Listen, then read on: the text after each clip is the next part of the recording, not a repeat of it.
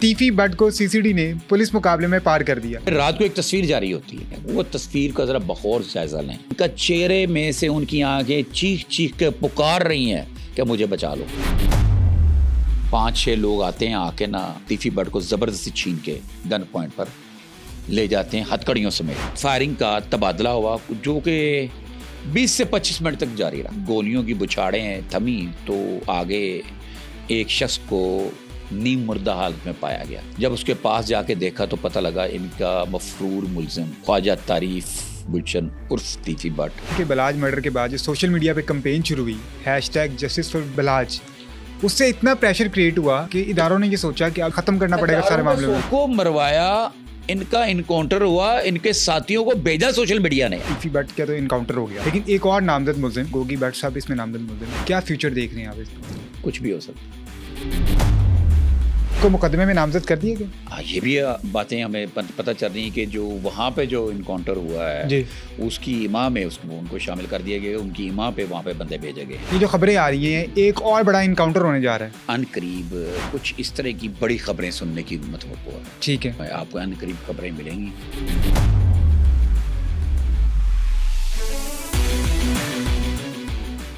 ख्वाजा तारीफ गुलशन उर्फ टीफी बट को सीसीडी ने मुकाबले में पार कर दिया। टीफी बट किसकी यकीन दहानी पर पाकिस्तान आए थे और गोगी बट की गिरफ्तारी की खबरों में किस हद तक सदाकत है, ये सब जानने के लिए आज के पॉडकास्ट में हमने दावत दी है नसीम कुरैशी साहब को। सर, बहुत शुक्रिया आपके टाइम का। इस खबर पे अभी तक यकीन नहीं आ रहा कि टीफी बट को सीसीडी ने पुलिस मुकाबले में पार कर दिया। ये सारा वाकया कब और कैसे पेश आया? आपको यकीन क्यों नहीं आ रहा? बहुत सी क्यास रही थी इस हवाले से और बहुत से बातें जो है वो की जा रही थी, क्योंकि ये खबर पहले ही जारी की जा चुकी थी। और जैसे ही टीफी बट साहब की गिरफ्तारी की खबर आई तो सोशल मीडिया पे एक खबर वायरल हुई कि टीफी बट साहब की मुलाकात उनके साथियों के साथ हो सकती। अब यकीन इसलिए नहीं आ रहा कि अगर टीफी बट साहब को इस बात का इल्म था, जिस तरह कि उनके भाई ने भी खदशे का इजहार किया था, तो उसके बावजूद वो पाकिस्तान भी आ गए। और कहा जाता है कि वो अपनी मर्ज़ी से पाकिस्तान आए। अदालत ने उनसे पूछा कि आप पाकिस्तान जाना चाहेंगे? उन्होंने कहा जी मैं पाकिस्तान जाके केसेस का सामना करना चाहूँगा, और आते ही उनका इनकाउंटर कर दिया गया। सदा बादशाहत किसकी? अल्लाह की। बस ये एक बहुत सारी चीज़ों का ये जवाब है।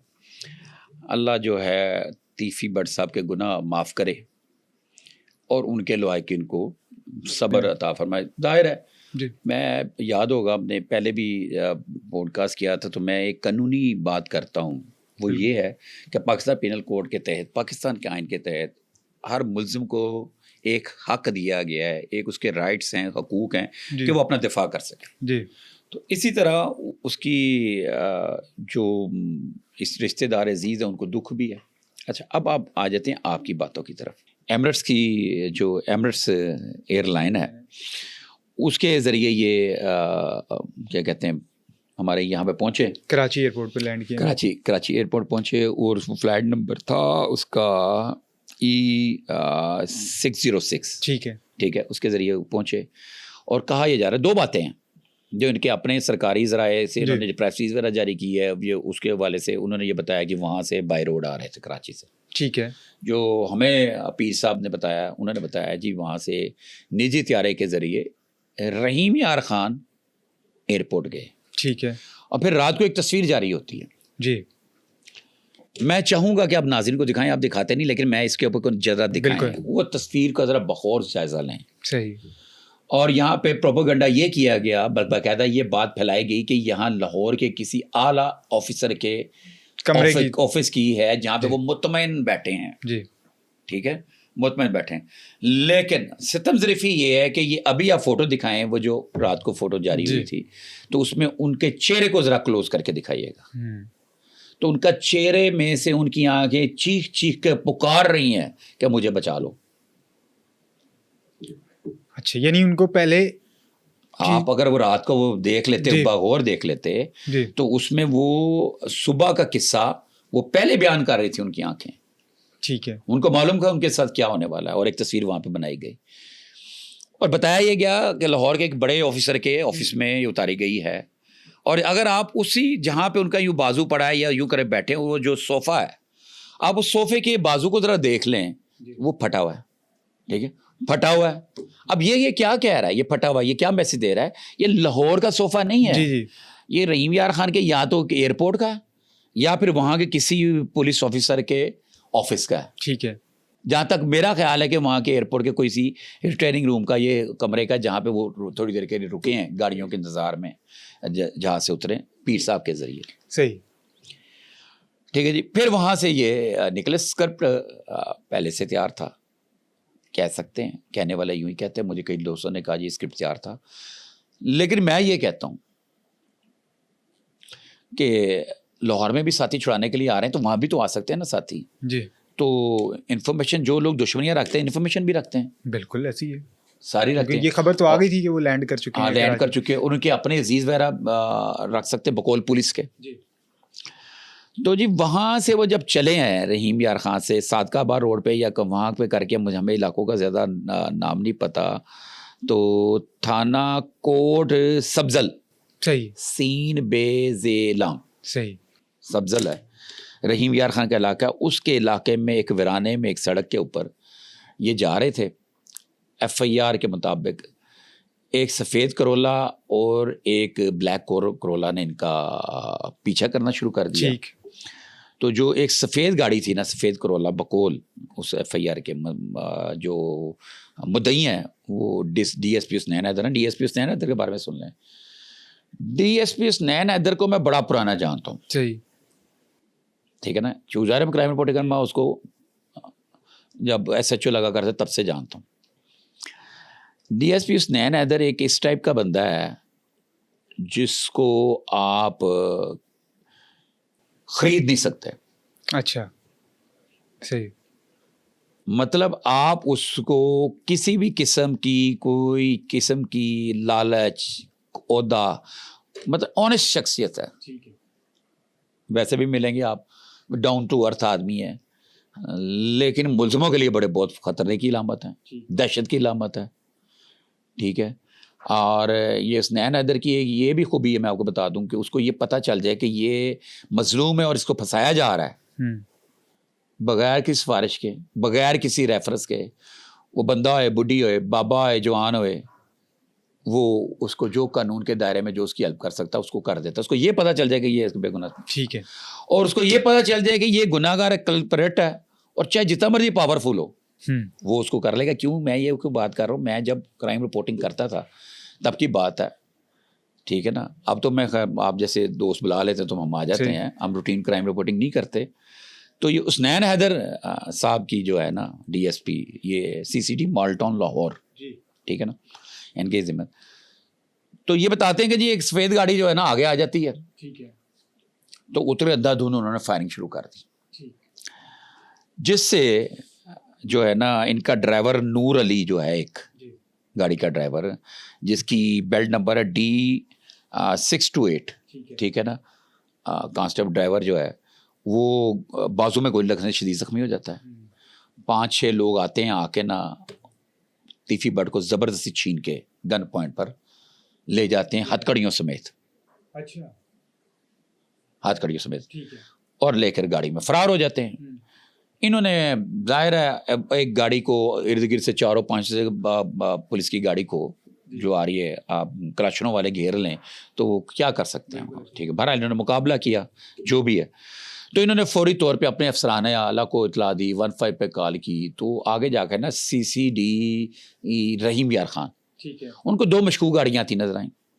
अच्छा, उन्होंने 2 मशकूक गाड़ियों को जब रोकने की कोशिश की तो अंदर से फायरिंग शुरू हो गई। अच्छा, तो फिर फायरिंग का तबादला हुआ जो कि 20 से 25 मिनट तक जारी रहा। 20 से 25 मिनट जारी रहने के बाद जब गोलियों की बुछाड़ें थमी तो आगे एक शख्स को नीम मुर्दा हालत में पाया गया। जब उसके पास जाके देखा तो पता लगा इनका मफरूर मुल्ज़िम ख्वाजा तारीफ गुलशन उर्फ तीफी बट को गोलियां लगी थी और वो शदीद मसरूक थे, जिनको उठा के करीबी अस्पताल ले जाने की कोशिश की गई, लेकिन वो जानबर ना हो सके, ठीक है। और वो इस तरीके से उनके साथियों ने ही उनका किस्सा तमाम कर दिया। अब इसमें पुलिस मुकाबला भी है और साथी भी हैं, दोनों चीज़ें।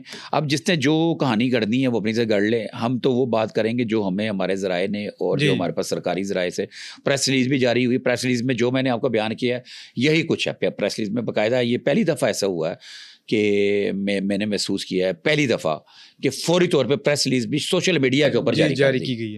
अच्छा, बहुत सारे लोग जो है अपने वीलॉग में, पॉडकास्ट में लफ्ज़ इस्तेमाल कर रहे हैं, हैरत हुई, हैरान हो गए, पहले कभी नहीं हुआ। तो ये जो हैरत है ना, ये हैरत भी आपको मैं ज़रा बताता हूँ कि हैरत ये क्या है। यहाँ पे ना एक अंडरवर्ल्ड नाम की एक चीज़ थी जिस को ये समझा जाए कि अंडरवर्ल्ड एक ऐसी चीज़ है जो हर चीज़ को ऑपरेट करती है। वो कोई कारोबार हो, कोई वो बिजनेस हो, लोगों के झगड़े हों, लड़ाइयाँ हों, किसी का लेन देन हो, ठीक है ना, बहुत सारी चीज़ों के पीछे वास्ता बिला वास्ता अंडरवर्ल्ड का हाथ ये कहा जाता था। और अंडरवर्ल्ड का नाम अगर किसी से जोड़ा जाता था और अंडरवर्ल्ड के किसी की यहाँ पे हमारे लाहौर में, कम से कम पंजाब में लाहौर में अगर किसी को कहा जाएगा तो वो तीफी बट को बट बरादरान को कहा जाएगा, ठीक है। ये इसमें मतलब हम कोई क्यास राय नहीं कर रहे या हम कोई कहानी गोई नहीं कर रहे कि हम कहानी बयान करें। ये एक ज़ुबान सदे आम है। कुछ दिन पहले ही हम पॉडकास्ट कर रहे थे जी।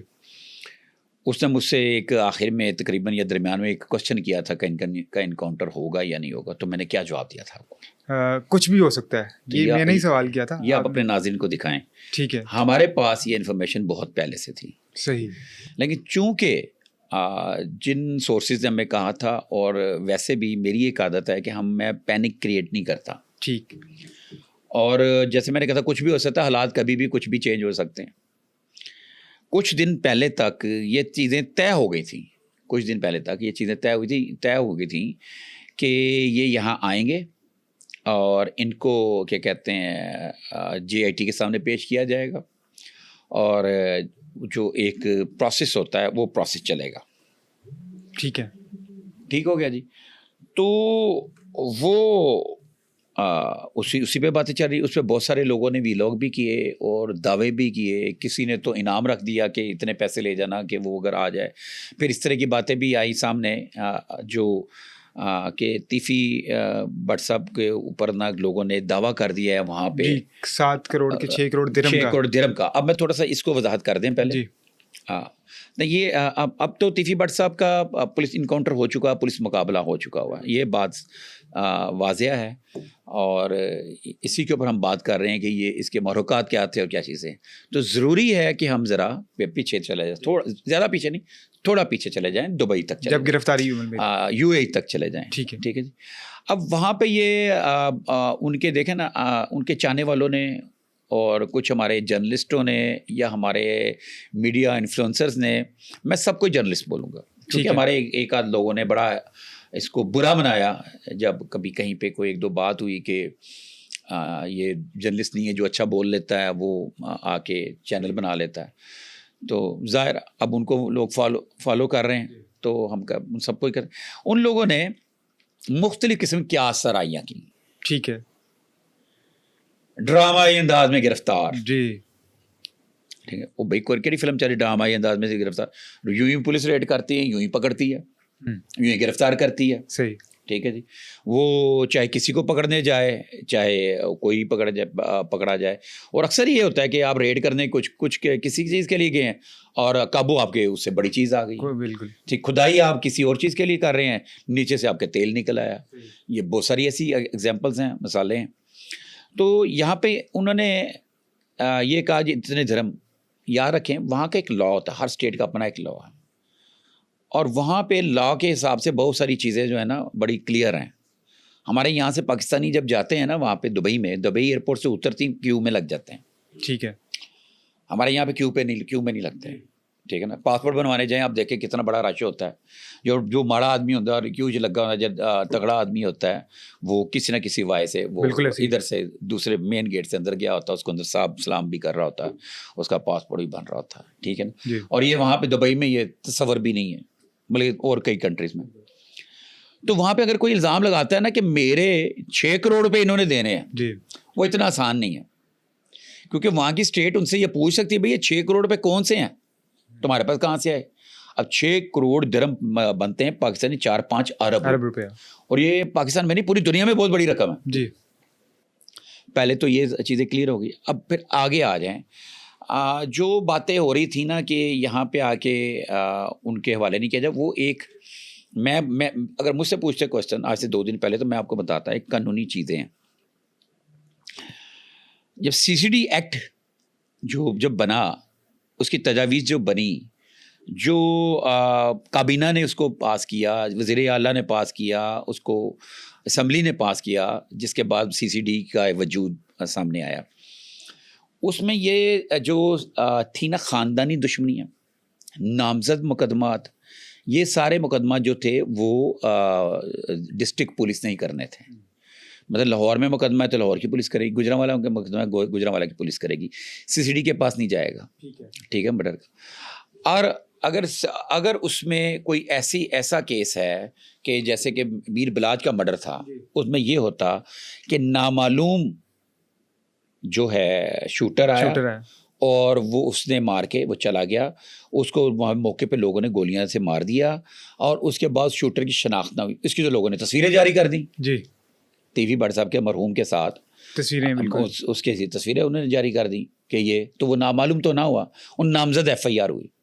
तो लिहाजा इसके तनाज़र में ये था कि ये चीज़ उधर CCD को नहीं जाएगी, उधर जाएगी। एक तो ये चीज़ थी। अच्छा, अब इतनी सी चीज़ के ऊपर लोगों ने दावे कर दिए,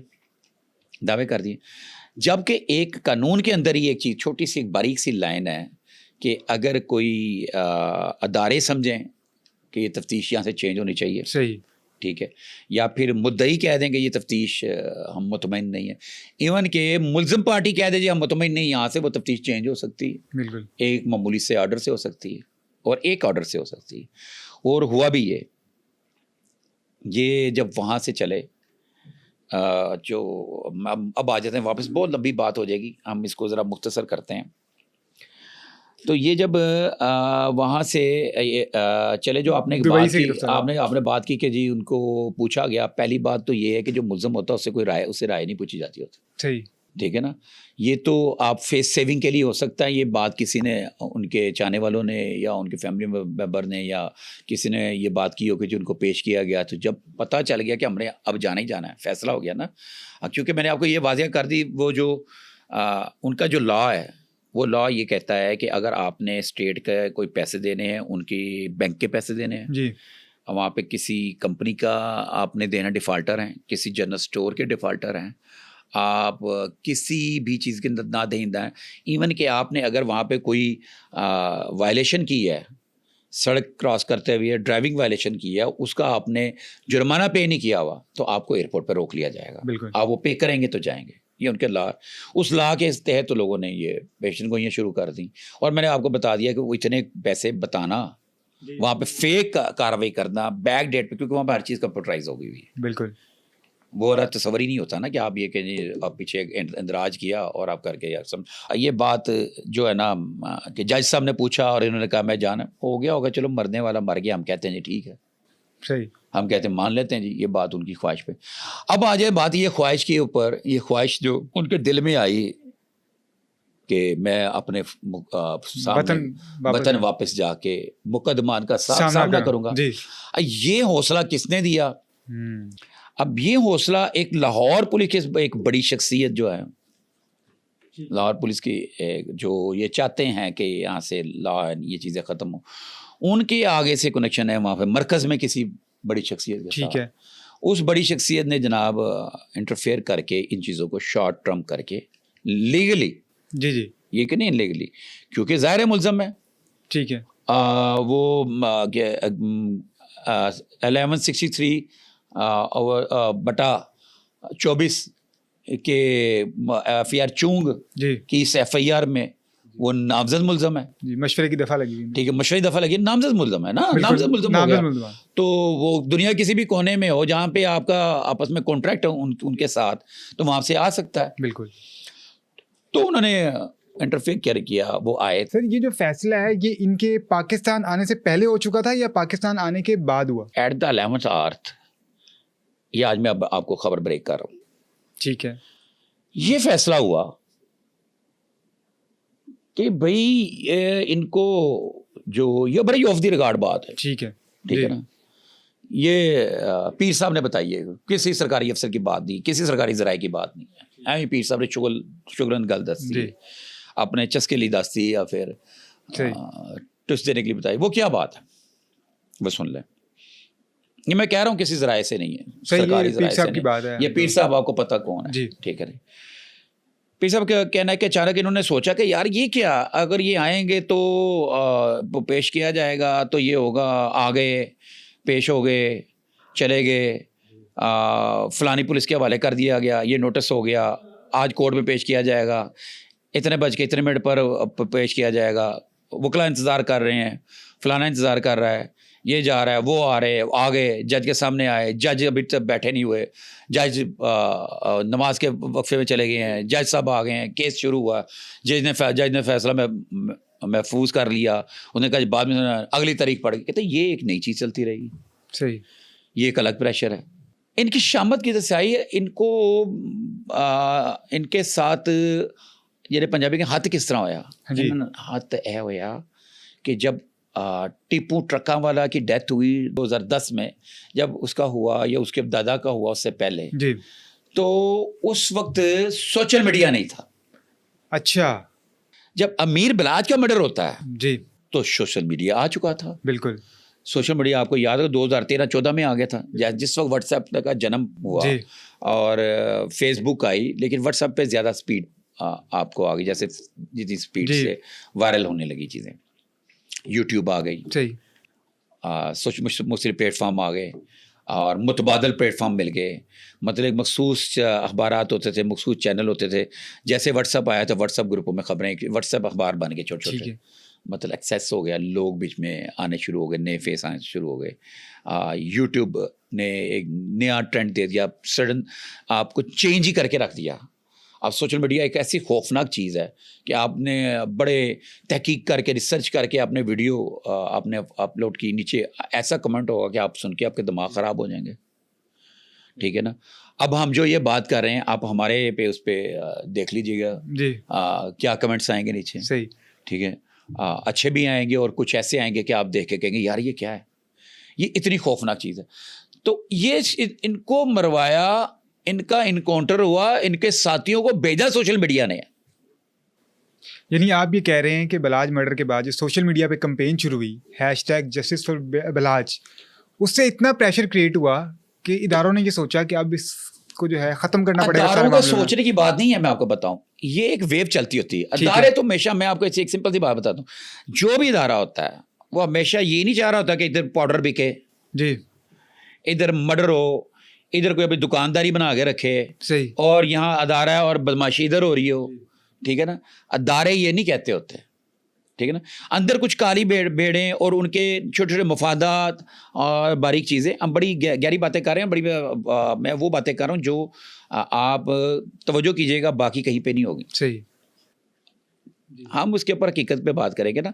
ये इस थोड़ी सी ये तमीज़ बांधने की और साथ में तबसरे वगैरह करने का ज़रूरत इसलिए है कि हमारे लोगों को पता लगे कि ये हुआ क्या है। जी जी। और ये बहुत सारे लोग तो ये यहाँ से भी लोग शुरू कर रहे हैं कि मैं शॉकिंग में हूँ, मैं हैरान हूँ, मैं परेशान हूँ, ये हो क्या गया। जबकि मेरा ये मानना, स्टेट के आगे कोई चीज़ कुछ नहीं है। मतलब कल एक जगह मैं पॉडकास्ट में था तो मैंने उनसे बात कर रहे थे, मैंने कहा था तीफी भट्ट की जो इशू ये है कि वो एक करैक्टर ऐसा है कि एक लाहौर का है करैक्टर, दो दुश्मनियों वाला बंदा है, और पंजाब बहुत बड़ा है। अब ये ऐसी परेशानी नहीं है कि यूं कर दिया यूं कर दिया यूं, उसे रूटीन में एक अदारे के एक डीएसपी या एसएचओ इंस्पेक्टर या एसपी लेवल के बंदे ने उसको क्लियर करना है। ठीक है। अच्छा, मुझे एक चीज़ की जो हैरत हुई वो ये कि इतना हाई प्रोफाइल अगर मुजरिम हो तो क्या उसको बख्तरबंद गाड़ी या बुलेट प्रूफ गाड़ी या कोई इस तरह की गाड़ी में नहीं लेके आया जाता, क्योंकि जिसपे पहले से ये क्या सरैयाँ हो रही हों कि हमला हो सकता है या साथी छुड़ाने आ सकते हैं या आगे दूसरी पार्टी की तरफ सेट हो सकता है। तो बड़ी खूबसूरत बात की आपने।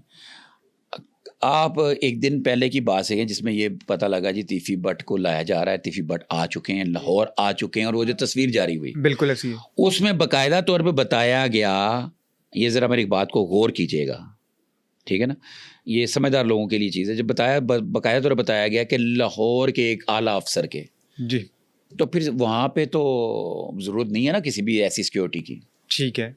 जब आपने यहाँ पे प्रोपेगेंडा कर दिया, लोगों ने यकीन भी कर लिया, और बड़े बड़े वीलॉगर्स ने यकीन कर लिया, और तस्वीरें लगा लगा के साथ में अपने वीलॉग कर दिए, ये कर दिए, हमने भी वीलॉग किया, लेकिन मैंने दोनों पहलू बताए। मैंने ये भी बताया कि ये आ रहे हैं या नहीं आ रहे हैं, मैंने दोनों पहलू बताए। और एक जब पॉडकास्ट में हुआ, उसने मुझे क्वेश्चन किया कि इसका इनकाउंटर होगा, तो मैंने उनको क्या जवाब दिया? कुछ भी हो सकता है। कुछ भी हो सकता है। या मैंने क्यों जवाब दिया? ऐसे तो नहीं मैंने दे दिया कुछ भी हो सकता है, मुझे कुछ मालूम था। सही। नाज़रीन को मैं बताना चाहता हूँ, आपके तवस्सुत से हमारे पास खबरें होती हैं जी, और बिल्कुल जेन्युइन खबरें होती हैं, और लेकिन हम सम टाइम बाज़ खबरें हम खुद से नहीं शेयर करते, ठीक है। उसकी सम रीज़न होती हैं, ठीक है। ये ज़रूरी नहीं होता कि मेरे हाथ में कोई चीज़ आ गई मैं बड़ कर किए जाऊँ, ऐसा ज़रूरी नहीं है। और हर चीज़, हर खबर देने वाली नहीं होती, सही, ठीक है ना, हर खबर देने वाली नहीं होती। तो इसलिए समझदारों के लिए काफ़ी होता है। मुझसे क्वेश्चन किया गया इसका इनकाउंटर होगा, मैंने कहा कुछ भी हो सकता है, और वो साबित हो गया। मैंने तो ये नहीं कहा कि नहीं हो सकता, जी, मैंने नहीं कहा कि सवाल ही नहीं पैदा होया कि इतने नहीं आएंगे। आप मेरी जितने भी वीलॉग्स हैं उठा के देख लें, मैंने उसमें बिल्कुल या क्वेश्चन मार्क मैंने उसमें छोड़ा है। अच्छा, दोनों एफआईआर में ये लिखा गया कि जो साथी हैं वो उनकी पहचान सामने आने पर हो सकती है। उसके इस इनकाउंटर के थोड़े ही टाइम बाद, कुछ घंटे बाद, गोगी भट्ट के घर लाहौर पे छापा मारा जाता है और ये खबर सामने आती है। ये क्या सरैयाँ हो रही हैं, या ये इसको हम र्यूमर्स कह सकते हैं कि वो साथी जो थे, जो छुड़वाने गए थे, उसमें गोगी भट्ट का नाम भी शामिल किया जा सकता है। देखें, अब आप सिंपल सी बात, अभी आपने कहा थोड़ी देर बाद, जी, रहीम यार खान से जहाज़ भी उड़ेगा ना, इतनी जल्दी नहीं आ सकता, ठीक है, ठीक है ना, वहाँ से जहाज़ भी उड़ेगा, और या फिर भागेंगे भी कुछ ज़्यादा स्पीड से ही आए।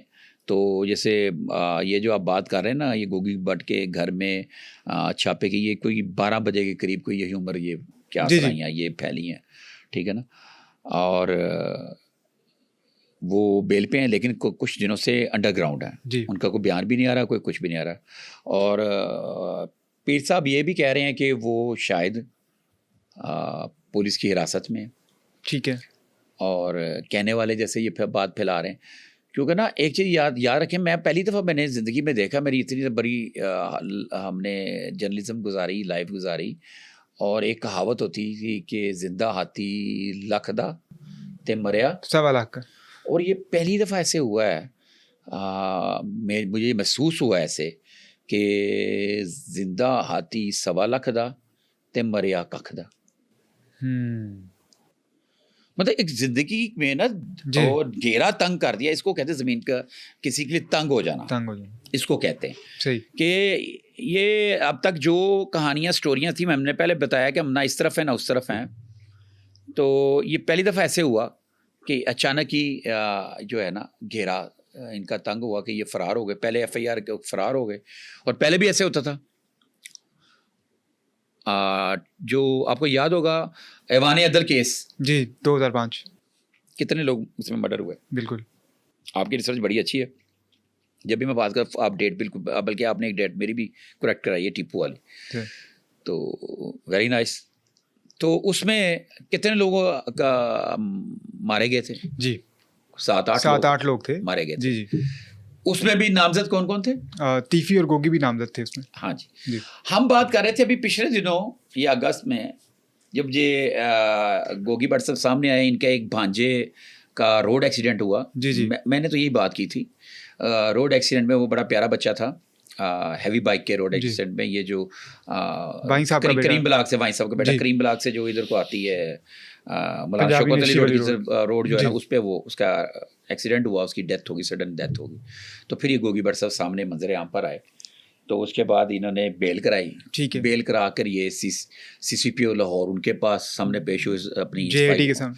उन्होंने कहा जनाब आप JIT को अपनी सफाई पेश करें। JIT के अगर पेश हुए, रूटीन में से पेश होते हैं, तो JIT ने उनको कसूरवार, गिल्टी करार दिया। जी। और ये भी मेरे जर्नलिज्म की 93 से स्टार्टिंग जर्नलिज्म से लेकर अब तक की हिस्ट्री में मेरा पहला एक्सपीरियंस है, जिसको हम अंडरवर्ल्ड कहते हैं। उसमें और भी नाम है, उसमें ठीक है। और भी नाम है अंडरवर्ल्ड में। तो कुछ पाकिस्तान में, कुछ मुल्क से बाहर है, इनसे जुड़े हुए, दाएं बाएं, इनकी दोस्ती में, इनकी मुखालफत में, ठीक है ना। तो मैंने पहली दफ़ा एक्चुअली जिसको अंडरवर्ल्ड कहा जाता था, वो उनका नाम था ख्वाजा तारीफ गुलशन उर्फ तीफी बट, बट बरादरन गोगी बट। तो उस तारीख में पहली दफ़ा ऐसा हुआ था कि नामजद हर मुकदमे में थे, इवन के टीपू के मुकदमे में नामजद, आप देखें ज़रा गौर कीजिएगा, तो नामजद होने के बाद गिल्टी कभी भी नहीं करार दिया गया, सही, कसूरवार कभी भी नहीं हुए। पहली दफ़ा कसूरवार करा दिए, नंबर 1। फिर उसके बाद नंबर 2 इनकी गिरफ्तारी की बातें आ गई जी। अब नंबर 3, अब आज की डेट में जो अंडरवर्ल्ड है, अंडरवर्ल्ड डॉन जिसको कहा जाता है, तो ख्वाजा तारीफ गुलशन उर्फ तीफी बट, जिसकी एक नाम था, जिसकी एक रिस्पेक्ट थी, जिसकी एक वैल्यू थी, जिसको लोग अगर सैकड़ों नफ़रत करते हैं तो हज़ारों उससे मोहब्बत करते हैं, उसको मिलना पसंद करते हैं, उसको किसी पार्टी में चले जाए, वो पार्टी में अगर गया हो तो उसका तस्वीरें खड़े खड़े होकर बनवाते थे, सेल्फियाँ बनवाते थे, और जाकर उसको हाथ मिलाने के लिए तस्वीर बनवाते थे, और वो भी बड़ी फ़राक दिली से सब बंदों के साथ मिलता था, हाथ मिला लेता, ऐसे कोई अवामी टाइप सा, जैसे एक लीडर होता है, इस तरीके से मिला करता था। अच्छा, ये एक सवाल मेरे जहन में और है कि बहुत सारे मुकदमात हुए, जिस तरह अभी आपने ईवान दिल वाला जिक्र किया, उसके बाद टीपू ट्रका वाला मुकदमा था जिसमें नामजद किया गया था तीफी बट को, फिर आपको याद होगा ताहिर प्रिंट्स पे जो हमला हुआ था 12 रबीउल अव्वल वाले दिन, उसमें गोगी बट और तीफी बट को नामजद किया गया था। इससे पहले क्या किसी मुकदमे में तीफी बट साहब गिरफ्तार हुए? अच्छा, गिरफ्तारी नज़रबंदी हो सकती है, 1-2 दफ़ा हुई हो हल्की फुल्की, या ख़ुद जाके पेश हुए हों, लेकिन मैंने आपको अभी बड़ी तफसील से एक बात बताई, माजी और मिला के बताया, और मैंने ये भी बताया कि मेरे 93 से जर्नलिज़म के आगाज़ से, 92-93 के जर्नलिज़म के आगाज़ से पहली दफ़ा हुआ था कि गोगी बट को कसूरवार ठहराया गया था, लफ्ज़ कसूरवार, गिल्टी। वो बेल पे हैं, 13 अक्टूबर को उनकी बेल लगनी, लेकिन आज बहुत सारे लोग ये कह रहे हैं कि उनकी बेल कैंसिल हो गई, उनको गिरफ्तार कर लिया गया, ये अफवाहें मौजूद हैं। और ये, लेकिन अभी तक लाहौर पुलिस ने इसकी तरदीद भी तो नहीं की, इस खबर की? तरदीद भी नहीं की। यार एक मज़े की बात बताऊँ, एक जी, सीसीडी के सरबराह सुहेल ज़फ़र चट्टा साहब जी रात गेट तक इसके इनकारी थे कि या तो वो पाकिस्तान आ गए हैं, ठीक है, लाहौर आ गए, उनसे उन अपने चीते उन्होंने जर्नलिस्टों को भी, जो उन्होंने उनके जर्नलिस्टों ने भी खबरें जारी की अपने अपने चैनल से, मैं नाम नहीं लूँगा, मेरे दोस्त हैं बड़े प्यारे, उन्होंने उनको भी नहीं बताया कि जनाब जी वो कहाँ पे है और उसके साथ क्या होने वाला है, सही, ठीक है, और एक तरीके से एक तस्वीर जारी करा दी और ये बता दिया ये लाहौर की है, और लोग अपनी अपनी तरफ से अपनी कहानियाँ, और किसी ने उसकी आंखों नहीं देखा, जो मैंने आपको बात बताई, उसको आंखों को स्टडी नहीं किया, किसी ने उस सोफे को नहीं देखा, सोफा फटा हुआ लाहौर के किसी थाने का भी नहीं, फर्नीचर चेंज हो चुका, ऐसा नहीं होता। तीफी बट साहब के पास भी कोई असला मौजूद था उस टाइम? देखें, वो जो असला उनके साथियों के पास था वो तो चला गया। जो तीफी बट साहब की बॉडी के पास जहाँ पे वो ज़ख्मी नीम मुर्दा या मुर्दा पाए गए, वहाँ पे फोल्डिंग क्लाशनकोफ, ठीक है, एक होती है क्लाशनकोफ, एक बड़ी होती है, एक होती है फोल्डिंग क्लाशनकोफ, इतने साइज़ की बन जाती है, ठीक है, वो पाई गई। और अच्छा क्वेश्चन है आपका, वो पाई गई तो उसके मैगज़ीन को जब किया क्या, उसमें 15 जिंदा राउंड थे, ठीक है, जिनको मैगज़ीन समेत फ्रांसिक के लिए लाहौर फ्रांसिक लैब भिजवा दिया गया। इतना हाई प्रोफाइल पुलिस मुकाबला, क्या ये कहीं पे फैसला हो चुका है कि अब ये कल्चर नहीं चलेगा पंजाब में? अच्छा सवाल है आपका। मैं आपको एक बात बताता हूँ, 2 बातें हैं इसके ऊपर। ये कि किसी ने इससे ये वाला क्वेश्चन जो है ना, किसी ने भी नहीं करना, ना कहीं पे इस सवाल का जवाब दिया जाए, ना किसी के पास होना। मैंने ना अभी पीछे एक बड़े हाई रैंक के ऑफिसर से पूछा, मैंने कहा जी ये हो क्या रहा है, मुझे बताएं ज़रा, होने क्या जा रहा है। मैं चेक कर रहा था कि रेड नोटिस जारी हुए या नहीं हुए, मैं ये इन्फॉर्मेशन ले रहा था एक डिपार्टमेंट से, तो उनके हाई प्रोफाइल ऑफिसर से पूछा, उन्होंने कहा कि कुरैशी साहब मुस्कुरा के, मैंने कहा जी कोई ऐसा फ़ैसला तो नहीं हुआ कि ये चीज़ें, ये सिलसिले ख़त्म कर दें? उन्होंने मुस्कुरा के कहा कुरैशी साहब आप तो जर्नलिस्ट हैं, आपको तो सारा समझते हैं। सही। अच्छा, मैंने एक लाइन पकड़ी, लाइन पकड़ के जब मैंने इसको स्टडी करना चाहा बड़ी बारीकी से देख के, ये आज से 3 से 4 माह पहले एक एक्ट पास होता है, ठीक है जिसको आज आप सीसीडी का नाम दे रहे हैं। जी। सीसीडी का वजूद आता है। जब सीसीडी का वजूद आया तो उस वक्त ये तय किया गया उसके अंदर कि अब कोई किसी किस्म की बदमाशी नहीं चलेगी, सही। कोई ऐसे लोगों को की राजधानी नहीं चलेगी जिन्होंने कोई अपनी एक टेरिटरी बनाई हुई है, ठीक है जो उस टेरिटरी के अंदर लोगों के ऊपर असरअंदाज होते हैं, जहाँ पे उनका भत्ताखोरी लेते हैं, लोगों से तावान मांगते हैं, लोगों को अपने वहाँ पे बुला के अपनी मर्जी के फैसले कराते हैं, ठीक है जो लोगों को वहाँ पे बुला के अपनी मर्जी से जो से मर्जी डॉक्यूमेंट्स के ऊपर साइन करवा लेते हैं और वो अपनी मर्जी से लोगों की प्रॉपर्टी से हथिया लेते हैं। ठीक। अब वो लोग जहाँ मौजूद हैं, जिस भी शक्ल में मौजूद हैं, खा वो जुआ कराते हैं, ठीक है खा वो मनशियात बेचते हैं, सही। खा वो गैंगस्टर हैं, खा वो उजरती कातिल हैं, खा वो शूटर इस्तेमाल करते हैं, खा वो कुछ भी करते, जो भी ऐसा शख्स है जी। चाहे वो जितना मर्जी नामवर है, जितना मर्जी इज्जतदार है, ठीक है। तो वो अब माशरे को, सिस्टम को सेट करने के लिए नहीं होगा। ठीक है। उसके लिए उन्होंने फिर बाकायदा एक गुंडा एक्ट का मसवदा बनाया जो कि असम्बली में मुतनाज़ा हो गया, ठीक। जिसके ऊपर स्पीकर पंजाब असम्बली ने भी बात की बहुत ज़्यादा। तो गुंडा एक्ट वहीं पर रह गया। तो गुंडा एक्ट के फ़ौरन बाद उन्होंने फिर सीसीडी पुलिस की तरफ ले गए, ठीक है सही। उसको और शॉर्ट टर्म कर दिया। और वो टारगेट ये था, फैसला ये था कि आप अमन सुकून किया जाए, जिससे अवाम तंग है, लोग तंग हैं, लोगों को रिलीफ दिया जाए। सही। अब यहाँ पे बहुत सारे लोग कहते हैं कि ये फैसला जो है, इनको मारने का फैसला सीएम पंजाब ने लिया है जी। या कोई मरकज़ की कोई आला शख्सियत ने लिया है, वो लिया है। नहीं, ऐसी बात नहीं है, ऐसा कुछ भी नहीं है। ये जो भी हुआ है, ये आप सीसीडी का एक्ट उठा के देख लें, ये मैं आपको आज बता रहा हूँ और ये बड़ी पढ़ी लिखी बात बता रहा हूँ। उसके अंदर तय हो चुका हुआ है, ठीक है, उसके अंदर लिख दिया हुआ है कि जो इस प्रोफाइल के इस तरह की हरकतों वाले जो लोग हैं, जिनके जो असरअंदाज हैं अपनी कम्युनिटी पर, अपने एरियाज़ पे, बदनाम हैं, और उनको बदनाम होना भी कोई ज़रूरी बात नहीं है, लेकिन वो वाक़ईतन असरअंदाज हैं और उन्होंने कोई मर्डर किए हुए हैं, कत्ल किए हुए हैं, और उसके बलबूते पे, कत्लों के बलबूते पे वो अपनी राजधानी बना के बैठे हुए हैं, या कोई भी है, तो वो जो है अब नहीं चलेगा। तो ये उसी का एक शाखसा है जो मैंने आप बताया कि एक बड़े सीनियर अफसर ने मुझे कहा जी आप ठीक है ना। और उसी चीज़ के बाद जब मुझसे कोई क्वेश्चन करता है तो मेरा क्या जवाब होता है, आप मुझसे क्वेश्चन करेंगे तो मैं आपको उसका जवाब दूंगा। तो मेरा ये जवाब है, ये फैसला पहले से ठीक है और ये उसी वक्त हुआ और ये डिपार्टमेंट लेवल पे है, और इसको वैसे ये अलग बात है कि इसको मंजूर काबीना ने किया, असम्बली ने किया, वज़ीर आला ने किया। एक सिस्टम के मुताबिक एक एक्ट आता है और वो एक्ट से एक नया डिपार्टमेंट बन जाता है। ये डिपार्टमेंट है कौन सा? ये पहले CIA था, फिर ऑर्गेनाइज क्राइम यूनिट था। ऑर्गेनाइज क्राइम यूनिट को ख़त्म करके उन्होंने इसको एक यकजा कर दिया।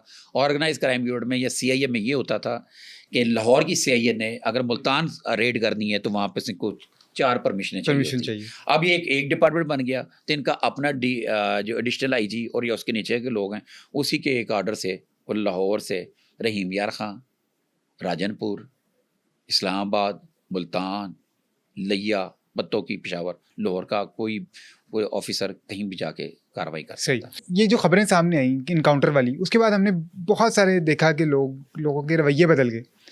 लोगों ने यूट्यूब पे आके बहुत सारी बातें करनी शुरू कर दी, गिरगिट की तरह हम कह सकते हैं कि लोग बदल गए। उसके हवाले से क्या कहना चाहेंगे आप? देखो असद, मैं आपको सिंपल सी बात बताऊँ, मेरा दूसरी तीसरी नशिस्त है, मेरा इसके ऊपर गोगी बट के ऊपर भी हम कर चुके हैं। तो हमने शुरू में भी यही बात की थी, ना हमारी उनसे दोस्ती, ना हमारी उनसे दुश्मनी है, ना उनसे दोस्ती है, ना उनसे दुश्मनी है। तो जर्नलिज्म जो है ना, ये इबादत की तरह है, क्योंकि आप जब किसी को खबर पहुँचाते हैं तो आपको उस तरीके से काम करना चाहिए कि एक ज़िम्मेदारी के साथ देनी चाहिए। तो हमने ना तो खुशी का इज़हार किया है, हमने इन्फॉर्मेशन शेयर की है ना, अभी भी आपने हमारे साथ डिस्कशन की है।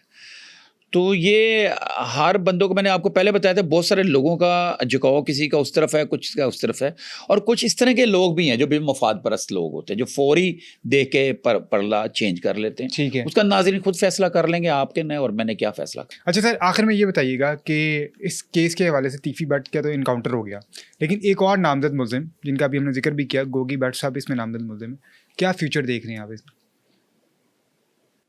कुछ भी हो सकता। क्या उनको मुकदमे में नामजद कर दिया गया? ये भी बातें हमें पता चल रही हैं कि जो वहाँ पे जो इनकाउंटर हुआ है जी, उसकी इमाम में उसको उनको शामिल कर दिया गया, उनकी इमाम पे वहाँ पे बंदे भेजे गए हैं। गोगी भट्ट के घर आज फायरिंग भी हुई है। ये देखें, पुराने ये घर उनके जो पुराने घर में ये फायरिंग हुई, ये अजीब सी बातें हैं। ये फायरिंग का फ़ायदा अगर ये गोगी भट्ट पार्टी को ही हो सकता है और नुकसान हो सकता है अमीर बिलाज ग्रुप को। लेकिन यहाँ पे एक क्वेश्चन ये बनता है कि ये अगर फायरिंग हो रही है, अमीर बिलाज ग्रुप को क्या ज़रूरत है वहाँ पे फायरिंग कराने की? जी, ये क्या ज़रूरत है? एक लॉजिकल बात है। ये जो खबरें आ रही हैं एक और बड़ा इनकाउंटर होने जा रहा है, क्या कहेंगे इस हवाले से? देखिए, मैं आपको अनकरीब जो है ना, अनकरीब कुछ इस तरह की बड़ी खबरें सुनने की मतवक्को है। ठीक है। आपको अनकरीब खबरें मिलेंगी और उसमें आपको इसी तरह चौंका देने वाली खबरें होंगी। सही, और आप ये तैयार रहें। सही। सर बहुत शुक्रिया आपके टाइम का। नाज़रीन, ये था आज का पॉडकास्ट। मुझे दीजिए इजाज़त। अल्लाह हाफ़िज़।